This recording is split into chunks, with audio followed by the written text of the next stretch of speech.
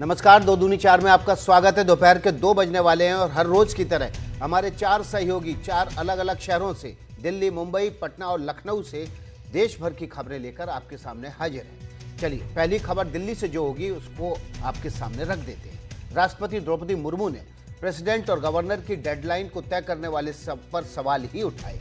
राष्ट्रपति मुर्मू ने supreme court से पूछा है कि संविधान में इस तरह की कोई व्यवस्था ही नहीं है तो सुप्रीम कोर्ट कैसे राष्ट्रपति राज्यपाल के लिए बिलों पर मंजूरी की समय सीमा तय करने का फैसला दे सकता है। अब राष्ट्रपति द्रौपदी मुर्मू ने बुधवार को सुप्रीम कोर्ट से 14 सवाल पूछे हैं। वो कौन से सवाल हैं, इस खबर के क्या मायने हैं, ये खबर के कितने आयाम हैं, सब कुछ विस्तार से रखेंगे आपके पास। लेकिन उससे पहले लखनऊ की खबर के लिए चलते हैं हमारे सहयोगी पंकज झा के पास। यूपी की योगी सरकार हिंदुत्व के मोर्चे पर खुलकर खेलती है और इसीलिए यूपी के कई जिलों में गाजी सालार मसूद के नाम पर लगने वाले मेले पर रोक लगा दी गई है। बहराइच में गाजी सालार मसूद की दरगाह है। 15 मई से 15 जून तक यहाँ हर साल मेला लगता है जिसमें लाखों लोग आते हैं। लेकिन अब ये मामला, चूंकि वहां पर जिला प्रशासन ने उस पर रोक लगा दी है, इसीलिए ये मामला इलाहाबाद हाई कोर्ट की लखनऊ बेंच में पहुंच गया है, जहां आज इस पर फैसला हो सकता है। लेकिन इसको लेकर के समाजवादी पार्टी और बीजेपी के बीच में तलवारें खिंच गई है।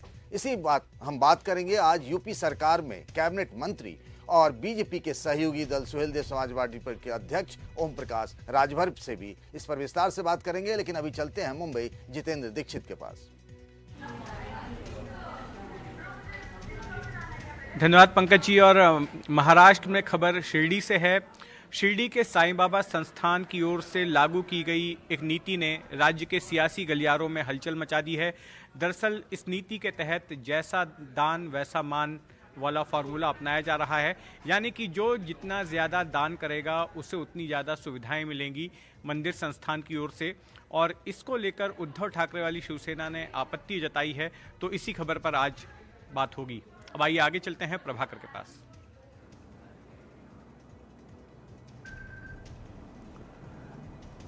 धन्यवाद जितेंद्र। और बिहार से खबर है आज राहुल गांधी के दौरे को लेकर। राहुल गांधी आज बिहार में दरभंगा में मौजूद थे और अभी वो पटना में मौजूद हैं। और राहुल गांधी ने इस बार बिहार में एक बार फिर से दलित कार्ड खेला है। पिछले 5 महीनों में चौथी यात्रा है राहुल गांधी की। और जहां तक जातीय जनगणना का सवाल है उसकी भी क्रेडिट लेने की राहुल गांधी ने कोशिश की। तो इसी मुद्दे पे हम विस्तार से बातचीत करेंगे आज पटना से। लेकिन पहले खबरों को विस्तार देने के लिए चलते हैं दिल्ली विकास के पास।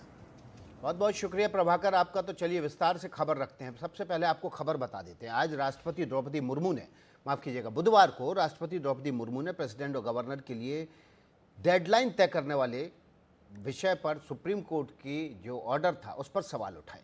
राष्ट्रपति मुर्मू ने पूछा है कि संविधान में इस तरह की कोई व्यवस्था ही नहीं है तो सुप्रीम कोर्ट कैसे राष्ट्रपति और राज्यपाल के लिए बिलों पर मंजूरी की समय सीमा तय करने का फैसला दे सकता है।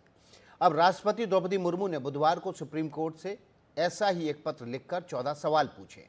मुर्मू ने राष्ट्रपति और राज्यपाल की शक्तियों, न्यायिक दखल और समय सीमा तय करने जैसी बातों पर स्पष्टीकरण मांगा है। सुप्रीम कोर्ट से राष्ट्रपति मुर्मू ने जो 14 सवाल पूछे हैं वो एक एक करके आपके सामने रख देते हैं। राष्ट्रपति द्रौपदी मुर्मू ने पहला सवाल पूछा है, राज्यपाल के पास बिल आता है तो उनके पास कौन कौन से संवैधानिक विकल्प हैं। ये सुप्रीम कोर्ट से पूछा है क्योंकि सुप्रीम कोर्ट ने इन विकल्पों को खत्म करने की बात कही है। अगला सवाल राष्ट्रपति द्रौपदी मुर्मू ने पूछा है सुप्रीम कोर्ट से, क्या राज्यपाल फैसला लेते समय मंत्रिपरिषद की सलाह से बंधे हुए हैं। ये सवाल पूछा है राष्ट्रपति द्रौपदी मुर्मू ने क्योंकि राज्यपाल मंत्रिपरिषद की सलाह पर काम करते हैं, लेकिन उन्होंने पूछा है क्या उनकी सलाह से बंधे हुए हैं। ये राष्ट्रपति ने सुप्रीम कोर्ट से सवाल पूछा है। क्या राज्यपाल के फैसले को अदालत में चुनौती दी जा सकती है। ये सवाल भी राष्ट्रपति द्रौपदी मुर्मू ने सुप्रीम कोर्ट से पूछा है क्योंकि सुप्रीम कोर्ट ने यह कहा था कि राष्ट्रपति और राज्यपाल के फैसले वो कानूनी रिव्यू के तहत आते हैं और इसीलिए ये सवाल सुप्रीम कोर्ट से पूछा है राष्ट्रपति द्रौपदी मुर्मू ने।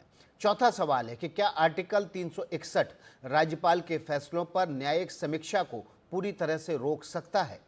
ये बात महत्वपूर्ण है क्योंकि न्यायिक समीक्षा की बात सुप्रीम कोर्ट ने की है और ये पूछा है कि आर्टिकल 361 राष्ट्रपति द्रौपदी मुर्मू सुप्रीम कोर्ट से पूछती हैं कि आर्टिकल 361 राज्यपाल के फैसलों पर न्यायिक समीक्षा को पूरी तरह से रोक सकता है क्या। पांचवा सवाल, अगर संविधान में राज्यपाल के लिए समय सीमा नहीं तो फिर कोर्ट ये तय कर सकता है क्या।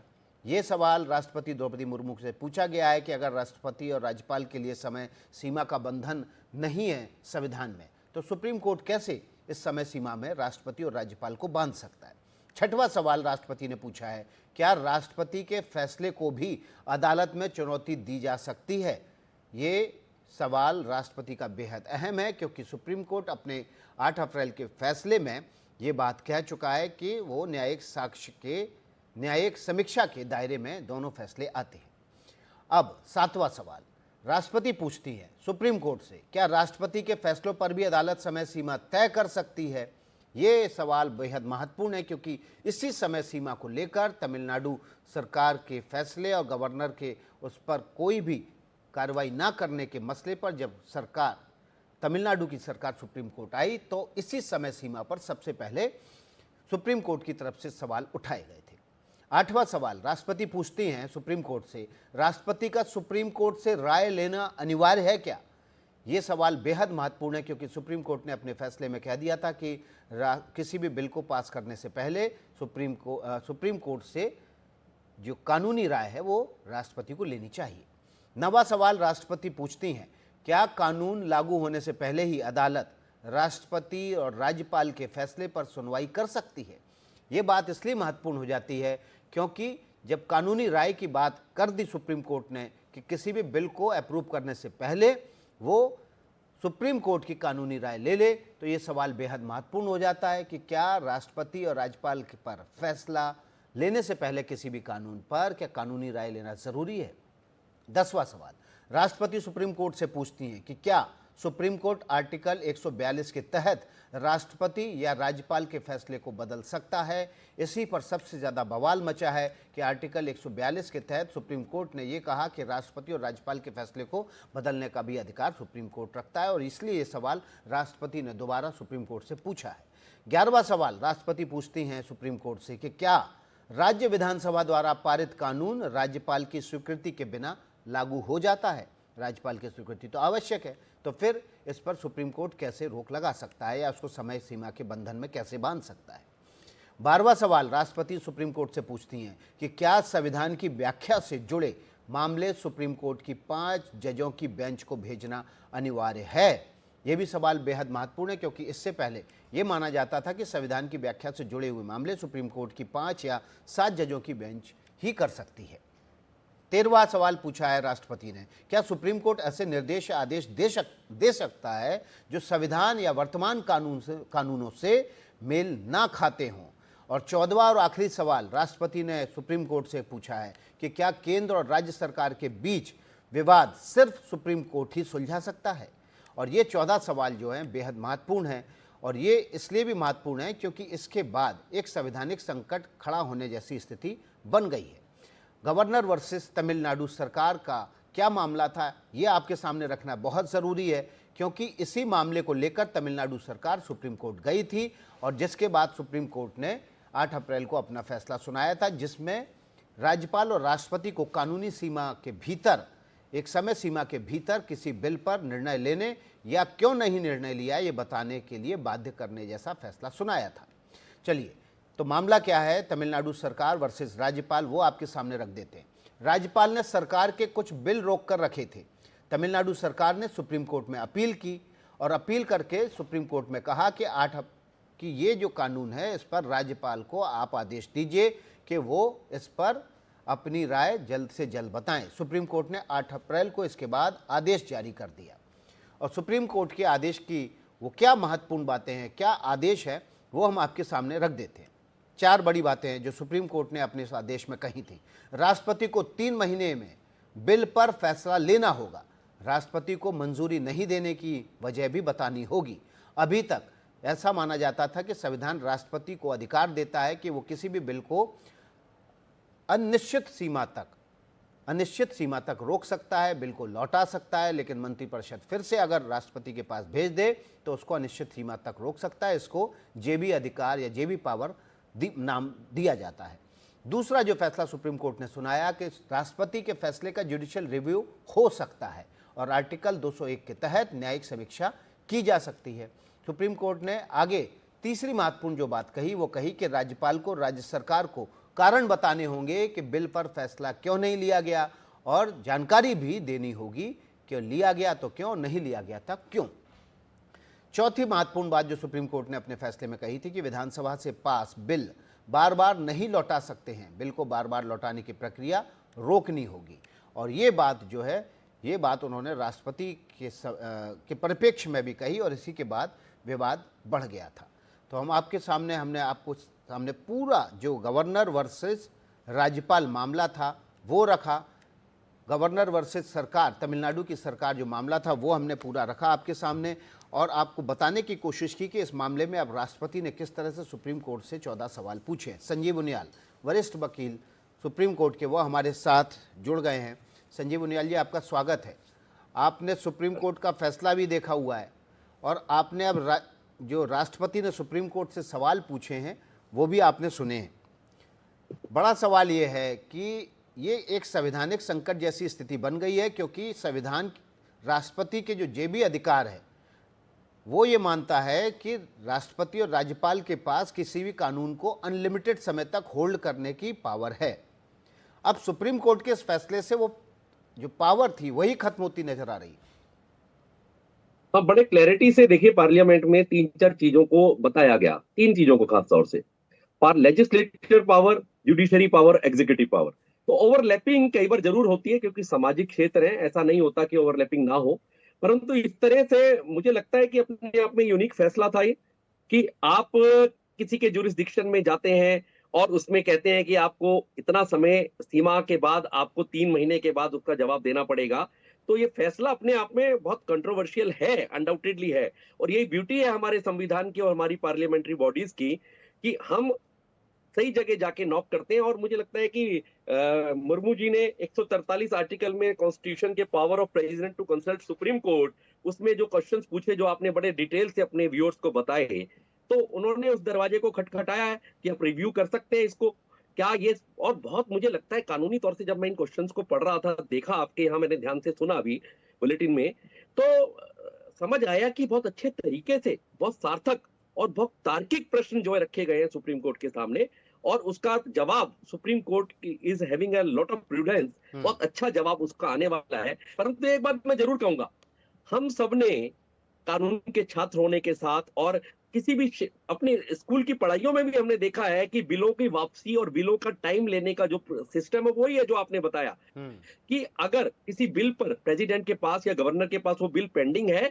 तो वो दोबारा उसको भेज सकते हैं। समय सीमा उसमें निर्धारित नहीं है, कितने समय तक रख सकते हैं, वो वापस भेज सकते हैं। और अगर काउंसिल ऑफ मिनिस्टर्स को लगा तो वो दोबारा से जो प्रेसिडेंट या गवर्नर के पास भेज सकते हैं, और गवर्नर चाहे तो दोबारा भी उसको रख के अपने पास और फिर से भेज सकते हैं। तो ये प्रोसेस इसमें ये तय नहीं है कि कितनी बार होगा और कितने समय तक गवर्नर अपने पास या प्रेसिडेंट लेकिन अपने सुप्रीम पास कोर्ट कहता है कि भाई आर्टिकल 142 हमें अधिकार देता है कि हम आपसे पूछ सकते हैं, और बल्कि आपको तो कानून पर हस्ताक्षर करने से पहले हमसे पूछ लेना चाहिए ताकि ये मामला बाद में सुप्रीम कोर्ट ना पहुंचे।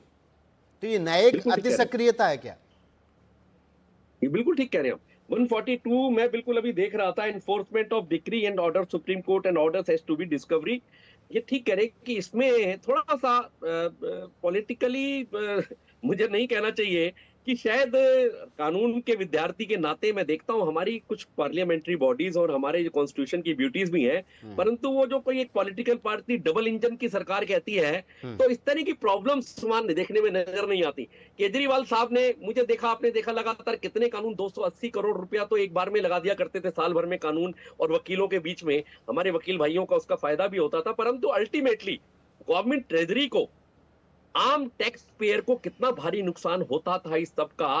तो आपस में कोऑर्डिनेशन, ट्रांसपेरेंसी और एक साथ मिलकर चलने की ब्यूटी अभी हमने देखा जब पाकिस्तान को मुंह तोड़ तीनों सेनाओं ने अपनी अपने, हो सकता है उनकी भी कहीं ओवरलैपिंग होती होगी, परंतु एक साथ जब जवाब देते हैं किसी चीज का तो देश ज्यादा प्रोग्रेस करता है। तो मैं ये नहीं कह रहा आपके लोगों को, क्योंकि ये विषय भी नहीं है कि आप डबल इंजन ट्रिपल इंजन की एक ही सरकार रखें, परंतु अभी विषय जो है वो बहुत मार्मिक है, बहुत इंपॉर्टेंट भी है, आम जनता से कंसर्न है, उसका बिल के लिए, प्रोग्रेस के लिए, डेवलपमेंट के लिए बहुत जरूरी है। और सुप्रीम कोर्ट मुझे लगता है एक अच्छा सा निर्णय इस पर जरूर देगा, जो प्रश्न हमारी महामहिम राष्ट्रपति जी ने रखे हैं सामने सुप्रीम कोर्ट। चलिए, बहुत बहुत शुक्रिया संजीव उनियाल जी आपका। तो आपने देखा कि किस तरह से राष्ट्रपति और सुप्रीम कोर्ट के बीच अब जो है वो खतबाजी शुरू हो चुकी है। पहले सुप्रीम कोर्ट का फैसला आया, अब सुप्रीम कोर्ट के फैसले आर्टिकल 142 के तहत उसने जो मांगे की उसको लेकर अब राष्ट्रपति की तरफ से बाकायदा 14 सवाल पूछे गए। इन सवालों के जवाब क्या आते हैं और उससे क्या स्थिति निर्मित होती है, क्या संवैधानिक संकट जैसी स्थिति जो बन गई है क्या उसका हल निकलेगा, इस खबर पर जो भी अपडेट होगा आप एनडीटीवी पर सबसे पहले हासिल करेंगे। अगले खबर के विस्तार के लिए हम लखनऊ चलते हैं हमारे सहयोगी पंकज झा के पास। गाजी सालार मसूद के नाम पर यूपी के कई शहरों में बड़े मेले लगते रहे हैं, लेकिन हाल के दिनों में सरकार ने कई जिलों में इस मेले पर रोक लगा दी। शुरुआत हुई संभल से, जो हिंदुत्व की नई प्रयोगशाला बन गई है यूपी में। अब ये पूरा मामला हाईकोर्ट पहुंच गया है। इलाहाबाद हाईकोर्ट की लखनऊ बेंच में आज इस केस की सुनवाई है और इस पर आज फैसला भी आ सकता है। इसी के बहाने वोटों का हिसाब किताब भी दुरुस्त किए जाने की तैयारी है, क्योंकि गाजी सालार मसूद के मुकाबले में सुहेल देव राजभर को खड़ा किया जा रहा है और इसीलिए अब ये पूरा मामला राजनीतिक हो गया है। शुरुआत में समाजवादी पार्टी के नेताओं ने गाजी सालार मसूद के नाम पर लगने वाले मेले की एक तरीके से उस पर जो रोक लग रही थी उसकी खिलाफत की थी और उसका विरोध किया था। लेकिन अब अखिलेश यादव को जब लगा कि मामला धीरे धीरे उनके लिए खिलाफ हो सकता है और उसकी वजह से उनके पीडीए कार्ड को नुकसान हो सकता है, तो उन्होंने एक बड़ी घोषणा कर दी जब वे राजभर समाज के नेताओं से मिले। क्या कहा अखिलेश यादव ने, पहले उसे सुन लेते हैं फिर आगे चलते हैं। इनका सबसे पहला सुझाव ये है और इनकी मांग है कि वीर योद्धा महाराजा सुहेलदेव महाराज की कोई प्रतिमा यहां पर राजधानी में सबसे महत्वपूर्ण जगह लगे। मैंने इनके समाज के लोगों को आश्वासन दिया है कि समाजवादी सरकार बनेगी तो यही देश का सबसे सुंदर रिवर फ्रंट है, इसी पर महाराजा सुहेलदेव जी की प्रतिमा लगवाने का काम हम समाजवादी लोग करेंगे। यूपी के 18 जिलों में राजभर बिरादरी के वोटर हार और जीत का फैसला करते हैं। कहने का मतलब ये हुआ कि एक बड़ा वोटरों का समूह है और राजभर समाज की अगुवाई करने वाले ओम प्रकाश राजभर सुहेलदेव समाज पार्टी के अध्यक्ष भी हैं, जो यूपी सरकार में कैबिनेट मंत्री भी हैं। एक दौर था, यानी पिछले विधानसभा चुनाव में वो अखिलेश यादव के साथ थे और अब वो बीजेपी के साथ हैं। इससे पहले भी वो बीजेपी के साथ थे। राजनीति चरम पर है गाजी मेले बनाम सुहेलदेव राजभर की मूर्ति को लेकर। तो उनसे बेहतर कौन बताएगा, तो बात करते हैं ओम प्रकाश राजभर जी से ही, जो आज इस 2 दूनी 4 कार्यक्रम में हमारे साथ जुड़ रहे हैं। ओम प्रकाश जी, आपका स्वागत है। ऐसी औरतों के सर पे हाथ रखने को कहा है।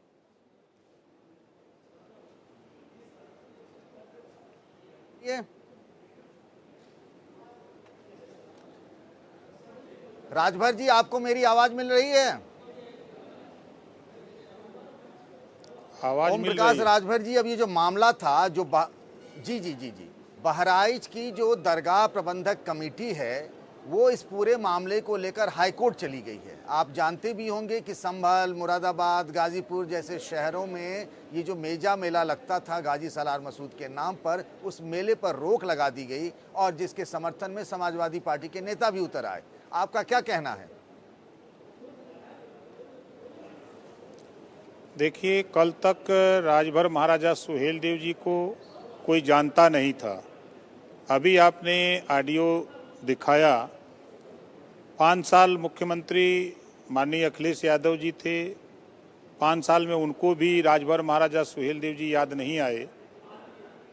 जो देश को लूटने के लिए आया हो, देश के मठ मंदिर को लूट रहा हो, लूटते हुए पूरे भारत को गुलाम बनाने के लिए आया हो, उसको अगर कोई नेस्तनाबूद किया, उसको कोई परास्त किया, तो राजभर महाराजा सुहेलदेव जी। जब ये देश छोटे छोटे सूबों में था, राजा हुआ करते थे, 585 राजा हुआ करते थे, तो उस समय तमाम राजा या तो मारे गए या तो शरण में चले गए या वो उनकी दास्ता को स्वीकार कर लिए। जब वो धीरे धीरे सैयद सलार मसूद गाजी बहराइच के इलाके में पहुँचे, तब उस समय महाराजा सुहेल देव जी ने आसपास के राजाओं को इकट्ठा किया और इकट्ठा करके आज भी प्रमाण है, नानपारा मैदान बहराइच जिले का, कुटला नदी, वहाँ द्वंद्व हुआ, लगातार 17 दिन युद्ध हुआ था और 17 दिन के युद्ध में वहीं गाजी मारे गए और मारने के बाद लोग जो युद्ध के बाद 165 साल तक भारत पे कोई आंख नहीं दिखाया। जिस राजा ने देश को लूटने से बचाया, देश को गुलाम होने से बचाया, ऐसे राजा का मेला न लगा करके जो देश को लूटने आया उसका तो मेला लगाया जा रहा है। तो इसको जब संज्ञान में धीरे धीरे सरकार ले रही है, जानकारी हो रही है कि भाई लड़ाई किस बात की हुई, किससे लड़ाई हुई, हार जीत में किसने हारा और जीता, जब इतिहास को हम लोगों ने खोजा, हम लोगों ने पढ़ा, जानकारी धीरे धीरे लोगों को होने लगी, तो लोग ये चाह रहे हैं कि जो देश को बचाने वाले लोग हैं, देश को विकास के रास्ते पर ले जाने वाले लोग हैं, देश को गुलाम होने से बचाने वाले लोग हैं, उनका मेला लगना चाहिए। तो हम लोगों ने लगभग हम करीब 30 साल से 10 जून से ही 10 जून को विजय दिवस मनाया जाता है, 10 जून से ही हम विजय दिवस के तौर पर हम राजभर महाराजा सुहेल देव जी का विजय दिवस मनाते आए हैं। यही तो है प्रदेश और देश का इतिहास। लेकिन अब जो लोग, कुछ लोग हैं जो इतिहास को नहीं जानते हैं, जो नहीं पढ़े हैं, नहीं तो हम तो कह रहे हैं कि आज के 22 साल पहले देश में 2% भी लोग राजभर महाराजा सुहेल देव जी को नहीं जानते थे, लेकिन आज दुनिया में रहने वाले लोग भी राजभर महाराजा सुहेल देव जी को जानने लगे, जैसा कि आप भी अच्छी तरह इस बात से वाकिफ हैं। मैं एक सवाल था राजभर जी कि ये कहा जा रहा है कि यूपी की जो बीजेपी सरकार है ना, इसी बहाने हिंदू मुसलमान करके सांप्रदायिक ध्रुवीकरण कराना चाहती है। ये आरोप लग रहा है सरकार पर। इतने सालों से तो गाजी मेला चल रहा था, अचानक से जो आया, लोकसभा चुनाव में बीजेपी को कम सीटें मिली तो वो सीधे सीधे हिंदू बनाम मुसलमान कर रही है इसी बहाने, ये कहा जा रहा है, आरोप लग रहा है। नहीं, देखिए, पहलगांव घटना के बाद आपस में तनाव की स्थिति पैदा हुई। उस स्थिति को देखते हुए आपस में कोई बात न हो, कोई विवाद न हो, इस नाते वहाँ के प्रशासन ने फैसला लिया है। जो जिले के अधिकारी हैं, डीएम हैं, वो फैसला देते हैं, वो परमिशन देते हैं, लॉ एंड ऑर्डर वो कंट्रोल करते हैं, वहाँ के एसपी करते हैं, तो उन लोगों की जिम्मेदारी है। और जहाँ तक हिंदू मुसलमान की राजनीति, तो ये काम तो सपा बसपा कांग्रेस के लोग ज़्यादा करते रहे हैं बड़े पैमाने पर कि बीजेपी खा जाएगी, बीजेपी के साथ मत जाओ। और आज आज़ादी के बाद पहली बार 51 मुस्लिम आईएएस पास किया है। ये देश में इतिहास है, ये तो कांग्रेस सपा बसपा को सीखना चाहिए।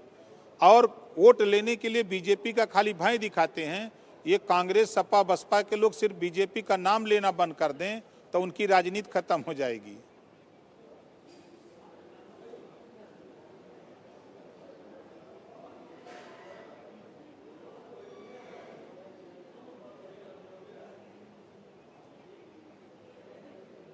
पंकज झा से संपर्क हमारा कट गया है। पंकज झा के पास चलेंगे विस्तार से खबर के लिए अगली, लेकिन अगली खबर जो विस्तार से रखने जा रहे हैं वो है हमारे सहयोगी जितेंद्र दीक्षित मुंबई से।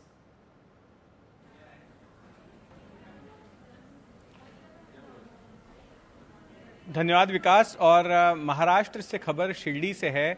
शिरडी के साईं बाबा के दर्शन के लिए देश भर से लोग पहुंचते हैं। लाखों की तादाद में रोज़ाना लोग शिरडी पहुंचकर साईं बाबा के दर्शन लेते हैं। लेकिन अभी इसी शिरडी साईं संस्थान की ओर से हाल ही में एक नीति लागू की गई है, जिसको लेकर महाराष्ट्र के सियासी गलियारों में हलचल मच गई है। नीति यह है कि जो लोग दान देते हैं, उन दान देने वालों के लिए कई सारे स्लैब्स बना दिए गए हैं, 5-6 स्लैब्स बनाए गए हैं, और जो जितना दान देगा उसे उतना मान मिलेगा, कुछ इस तरह की ये नीति है। और जो जानकारी हमें मिल रही है उसके मुताबिक मैं कुछ स्लैब्स आपको यहाँ बता देता हूँ। जो 10,000 से 25,000 रुपये चढ़ाएगा जो व्यक्ति, उसे एक VIP आरती का लाभ मिलेगा। जो 25,000 से 50,000 रुपये चढ़ाएगा उसे एक वीआईपी दर्शन और एक वीआईपी आरती करने मिलेगी। 50,000 से 1 लाख रुपए दान करने वाले को 2 प्रोटोकॉल आरती मिलेगी। 1 लाख से 10 लाख देने वालों को पहले 2 साल 2 प्रोटोकॉल आरती और फिर हर साल 1 प्रोटोकॉल आरती और एक वीआईपी दर्शन। और ज़्यादा रकम, इससे भी ज़्यादा जो रकम देगा तो उनके लिए भी स्लैब्स हैं और उनको उस तरह से सुख सुविधाएं जो है मंदिर में मिलेंगी।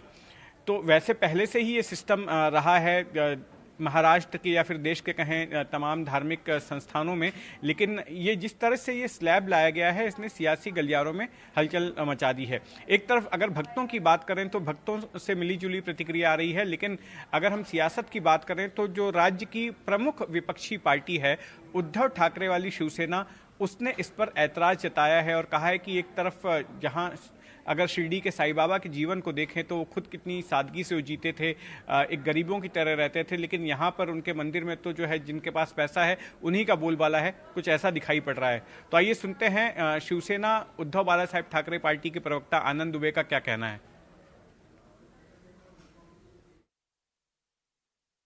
आप जरा सोचिए कि जो शिरडी के साईं बाबा अपना पूरा जीवन गरीबों के लिए लगा दिए, गरीबों के लिए खपा दिए, आम जनमानस, दलित, शोषित, वंचित, वो कैसे सुखी, उसके लिए साईं बाबा ने हमेशा प्रयास किया और अपने हाथ से खिचड़ी बनाकर भक्तों को खिलाया। आज वही शिरडी के साईं बाबा के अगर आप दर्शन करने जाएंगे तो सरकार नियम ला रही है कि आप अगर ज्यादा पैसे देंगे तो आपको वीआईपी सुविधा मिलेगी। 15,000 से 25,000 देंगे तो अलग, 25,000 से 50,000 देंगे तो अलग, 2 लाख देंगे तो अलग, 10 लाख देंगे तो अलग, 50 लाख देंगे तो अलग। मतलब इस सरकार ने भक्तों को भी बांट दिया, उनको भी अमीर गरीब बना दिया। अरे भक्त तो भक्त होता, अगर उसके जेब में पैसे नहीं तब भी उतना ही बड़ा भक्त है, अगर बहुत पैसे हैं तब भी उतना ही बड़ा भक्त है।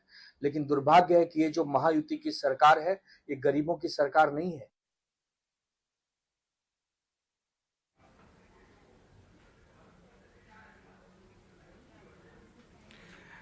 तो आपने सुना शिवसेना यूबीटी के प्रवक्ता को। अब देखिए, शिरडी के साईं संस्थान के पास करीब 3,000 करोड़ रुपए की एफडी है, अलग अलग बैंकों में जमा है। इसके अलावा कई 100 किलो सोना है और भी काफ़ी संपत्तियां हैं शिरडी के साईं संस्थान के पास। और संस्थान का ये तर्क है कि ये जो पैसा आता है लोगों की ओर से चढ़ावे के तौर पर, उसका सामाजिक कार्यों में इस्तेमाल होता है। कभी कोई प्राकृतिक आपदा हो जाती है तो उसमें इस्तेमाल होता है, मेडिकल हेल्प देने के लिए इस्तेमाल होता है, पढ़ाई लिखाई के लिए गरीबों के इस्तेमाल होता है। तो इस काम में इस पैसे का इस्तेमाल किया जाता है। आइए सुनते हैं साईं संस्थान के सीईओ गोरक्ष गाड़ेकर का इस पूरे मामले पर क्या कहना है। श्री साईं बाबा के दर्शन के लिए पूरे दुनिया भर से साईं भक्त आते हैं। उनका यहाँ दर्शन अच्छी तरह से होना चाहिए, इसका हमेशा प्रयास जो है वो साईं बाबा संस्थान की तरफ से किया जाता है। सामान्य भक्तों की तरह से जो डोनर यहाँ डोनेशन देते हैं उनके लिए भी साईं बाबा संस्थान ने अभी नई पॉलिसी बनी है। पहले जो है वो कम से कम 25,000 डोनेशन देने के बाद आरती की सुविधा मिलती थी। अभी वो सुविधा जो है वो 10,000, कम से कम 10,000 डोनेशन देने से वो आरती की सुविधा उपलब्ध की है। परिवार के 5 सदस्य एक बार आरती जो है वो ये डोनेशन देने के बाद एक बार आरती जो है वो कर सकते हैं। पहले जो है वो 25,000 और उसके ऊपर जो डोनेशन देते थे उनको आरती की सुविधा उपलब्ध थी। अभी साईं बाबा संस्थान ने निर्णय लिया है कि 10,000 के ऊपर जो साईं भक्त डोनेशन देगा उसके कुटुंब के 5 सदस्यों को जो है वो साल में एक बार जो है वो आरती की सुविधा उपलब्ध की जाए।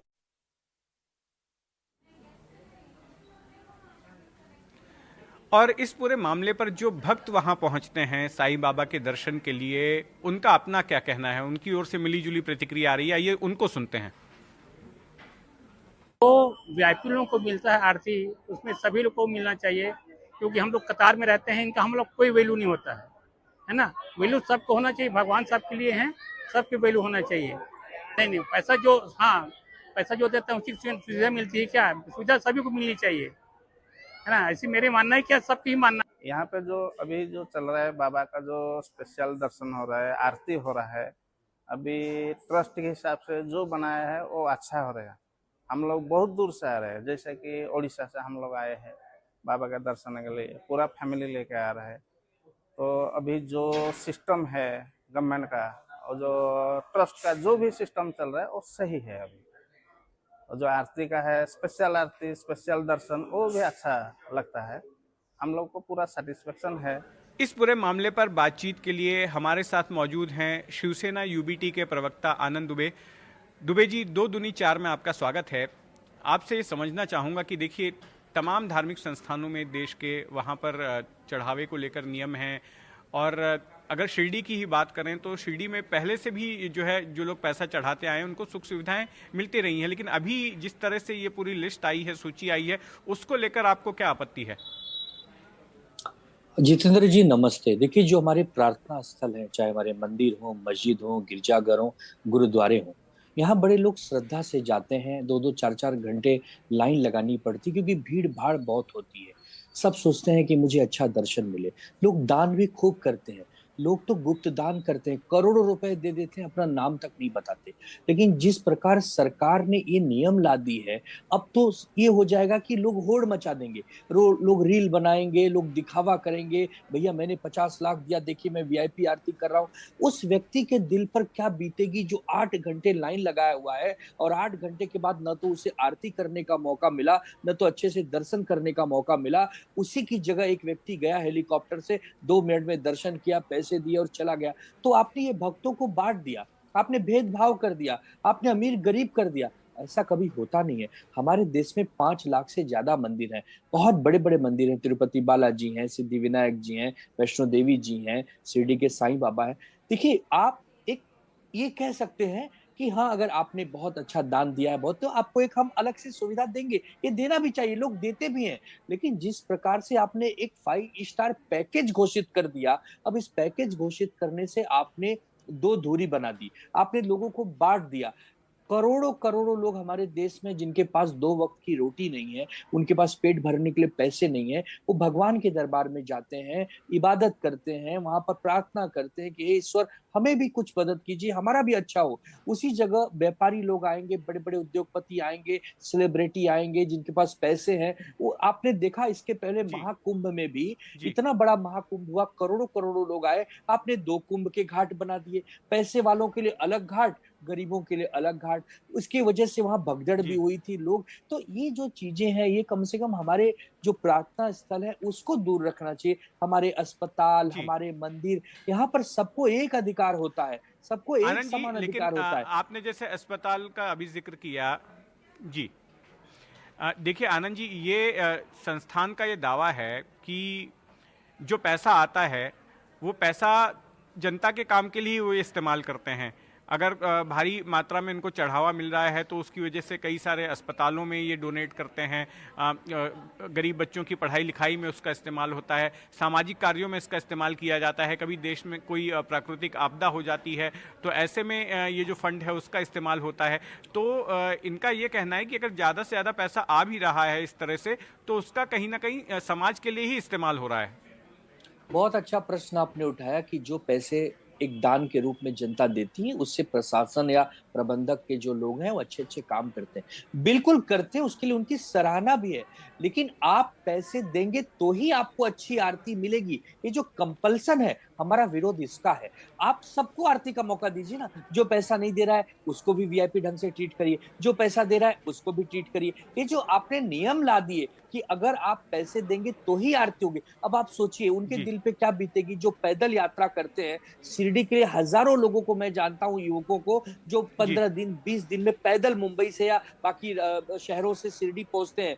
आपने उनको मौका दिया क्या? आपने इस गाइडलाइन में उनका भी नाम लिखा क्या? आपने नहीं लिखा। आपने सिर्फ एक नियम बनाया, एक 5 स्टार पैकेज आपने घोषित कर दिया, एक लग्जरी पैकेज की आप ये पैसे दीजिए तो आपको मिलेगा। हमारा विरोध सिर्फ इसको है।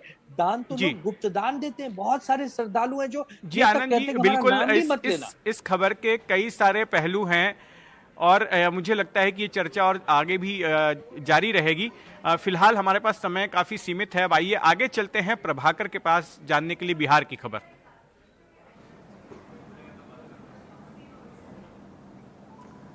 धन्यवाद जितेंद्र। और आज हम बात करेंगे बिहार में राहुल गांधी के दौरे की। 5 महीने में चौथा दौरा, और जैसे ही चुनाव की तारीख नजदीक आती है, चाहे किसी भी पार्टी के नेता हों, उनका दलित प्रेम जो है अचानक जाग जाता है। आज राहुल गांधी का जो दौरा था वो भी उनके दलित प्रेम को दर्शाता है। पहले वो दरभंगा गए, हालांकि उनका काफ़ी क्रांतिकारी दौरा रहा दरभंगा का। जहाँ पर उनका प्रोग्राम होना था वो छात्रावास था, दलित छात्रावास था। वहाँ पे प्रशासन ने अनुमति नहीं दी। कारण था वहाँ वाटर लॉगिंग। प्रशासन ने कहा कि वो जो वेन्यू है वो सेफ नहीं है, वाटर लॉगिंग है, जिसके चलते उन्हें अनुमति नहीं दी गई। 144 वहाँ लगा दिया गया, धारा 144, जिसका राहुल गांधी ने उल्लंघन किया। उन्होंने रोके जाने के बाद पैदल वहाँ पहुँच गए। वहीं पे उन्होंने जनसभा को संबोधित किया और उन्होंने जातिगत जनगणना पर भी सरकार को घेरा। उन्होंने कहा कि जो केंद्र ने घोषणा की है जातिगत जनगणना की, कास्ट सेंसस की, वो कांग्रेस का दबाव के चलते हुआ है, वो राहुल गांधी के दबाव के चलते हुआ है और इसी कारण से नरेंद्र मोदी को और नरेंद्र मोदी की सरकार को ये घोषणा करनी पड़ी है। उसके बाद राहुल गांधी आज पटना पहुंचे हैं और पटना में अभी वो फूले पर जो मूवी बनी है वो अभी वो देख रहे हैं। हम जब बातचीत कर रहे हैं तो राहुल गांधी उस हॉल में मौजूद हैं और वहाँ पे वो मूवी देख रहे हैं। इसी पे चर्चा के लिए हमारे साथ आज राजद से भी हैं, प्रवक्ता हैं और बीजेपी से भी हैं। इन सारिका पासवान जी हैं राजद से और मालाकार जी हैं, जो प्रभात मालाकार, जो बीजेपी के प्रवक्ता हैं। तो पहले आपको ये सुनाते हैं कि राहुल गांधी ने क्या कहा आज, उसके बाद फिर हम अपने मेहमानों के पास चलेंगे। हिंदुस्तान में लोकतंत्र नहीं है, सरकार मुझे अंदर नहीं जाने दे रही है। मैं सिर्फ 3 सवाल पूछ रहा हूं।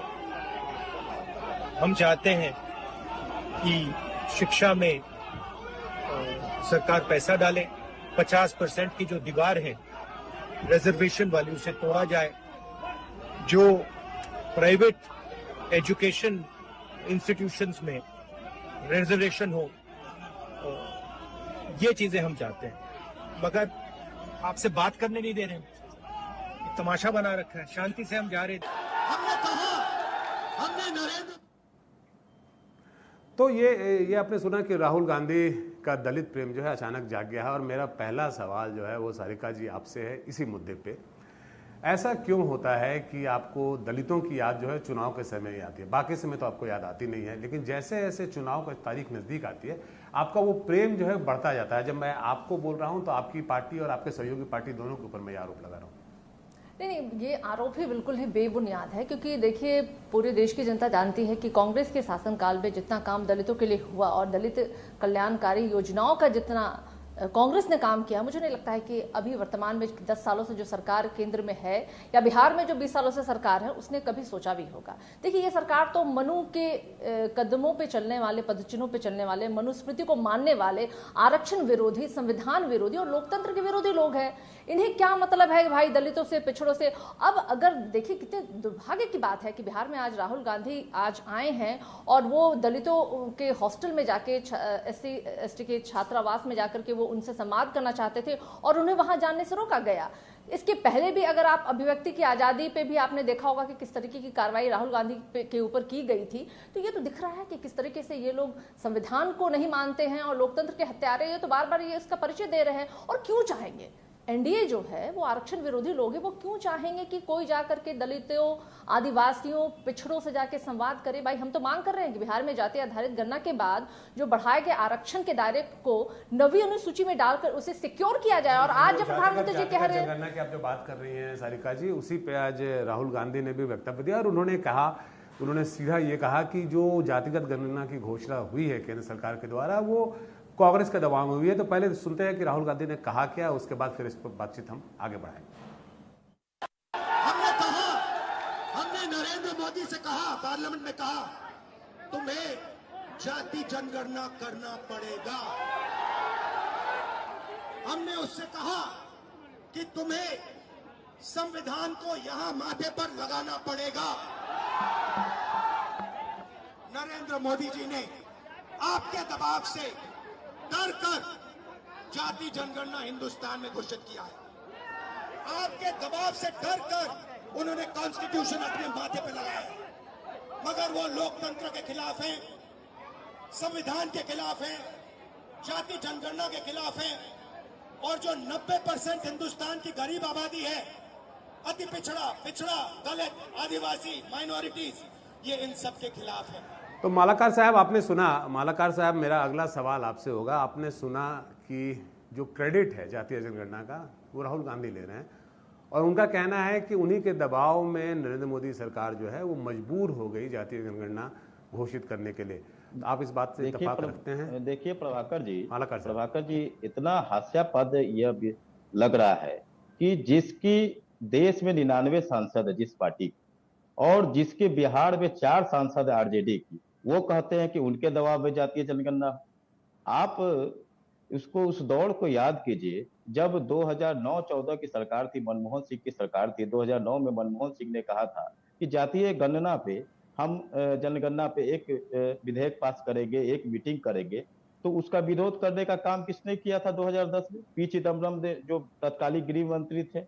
और 2010 से और 2013 तक जो जातीय गणना में जो पैसा खर्चा हुआ, जो देश के करोड़ों रुपए खर्च हुए, उसमें 8 करोड़ 19 लाख गलतियां निकली और उसे पब्लिश नहीं किया गया।